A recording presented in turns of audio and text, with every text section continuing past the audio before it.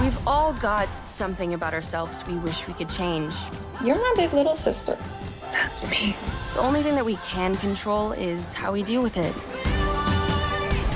When you're a tall girl, it's the only thing that people see. It's not the only thing I see. Yeah, one of the things that struck me too is that each of your characters has some level of insecurity that another character would have never thought that they had, right? Which is very similar to real life. Everyone has something that, you know, they're a little bit more self-conscious about until you gain that confidence. I think Stieg, you know, he says to Dunkelman, he thinks he's a dork, you know, he truly believes that he's not cool, and so when he's thrown to this American high school and people are giving him attention, he doesn't quite understand that, and I think that's true for a lot of us, that maybe we're not in the right environment, but once we go to a place that fits us, you know, we shine, and I think that's a really important message, that if you're struggling, maybe you're just not in the right spot, and in time, as you move and you get a new set of friends, you get a new environment, you can really come out and be, you know, the diamond you are. Right, yeah, and I think it's cool because this movie really shows that, you know, we all have insecurities, but we deal with them in such different ways. So I think it takes that judgment away of, you know, okay, we're all going through the same thing, we're just handling it totally different. So let's all support each other and get through this together, which I think is really special. And with your character, I thought... She's just conceited. Well, no, but you know what? No, I'm kidding. She's confident too. She has her insecurities She has though. allergies. She has her allergies that are Memory also an allergies, insecurity. you know? No, I think she's been pressured by her mom or whoever it is growing up in her whole life to be perfect. So I think that there is insecurity like deep down underneath like the makeup and all the dresses.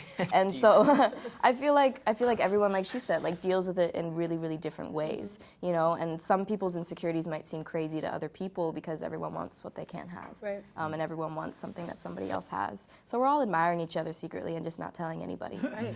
But what I liked about her in the fact that her relationship with her sister was encouraging. How can I support you? How can I be there? Which I feel like should be what siblings are. And I think, I mean, that's how I am with my sisters. There's never a discussion, right? There's never a discussion. I mean, with my sister.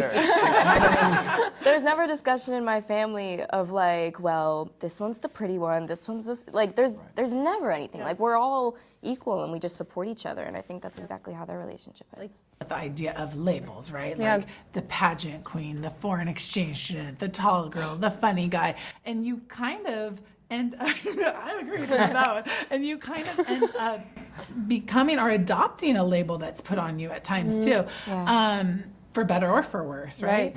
What about in your own lives? Obviously, to be sitting here today, you've developed some level of confidence after, you know, working in an industry like this. Where did that come from? I think it comes from like love for what you do. I think when you really, really love something. Can I pretend I said that? Pretend you said this? This is all Griffin's answer. It's coming I'm relaying it for him. We talked about this earlier. So I think it comes from the love for what you do, because when you're really passionate about something, like you'll do it even if it scares you or not. Like something inside you will force yourself to do it. And then over time, I think you do build confidence without even kind of realizing it. Of course, we're in an industry, specifically us four, where we're constantly kind of like scrutinized and like picked apart for like little things that we're constantly reminded of our insecurities. So I think just by keeping in mind and reminding ourselves that we love what we're doing kind of makes it all better. By the way, that's what I meant to say. Yeah. Like, that's where I was going. She just, like, worded it better. I was just really eager to get it out. So. I also think that, like, it's, when growing up, my mom always said, like, oh, things get better. But it's like, I'm not sure they do. I think you get better. I think you get better at but you know what I mean? It is